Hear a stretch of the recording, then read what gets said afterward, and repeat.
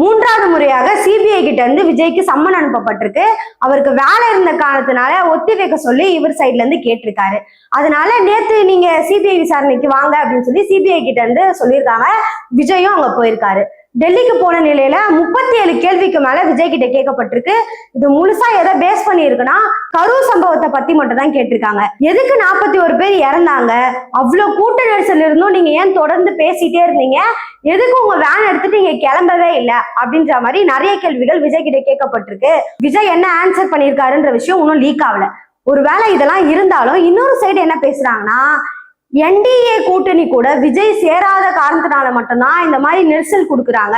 ஒருவேளை விஜய் ஜாயின் ஆயிட்டாரு அப்படின்னா இந்த மாதிரி எந்த பிரச்சனையும் நடக்காது, சுமூகமா இந்த பிரச்சனையை முடிச்சு விட்டுருவாங்க அப்படின்ற மாதிரி பல பேரும் பேசிக்கிறாங்க. அரசியல்வாதியாக இருந்தாலும் சரி, பொதுமக்களா இருந்தாலும் சரி, இதுதான் பேசிட்டு இருக்காங்க. உங்களுக்கு இதை பத்தி என்ன கருத்து? பின்னணியில யார் தான் இருப்பா, இந்த பிரச்சனைக்கு யார் தான் முடிவு கொண்டு வருவா அப்படின்ற விஷயத்த மறக்காம கமெண்ட்ஸ்ல சொல்லிட்டு போங்க. சிகப்பு நாடால இருந்து நான் உங்க திவ்யா.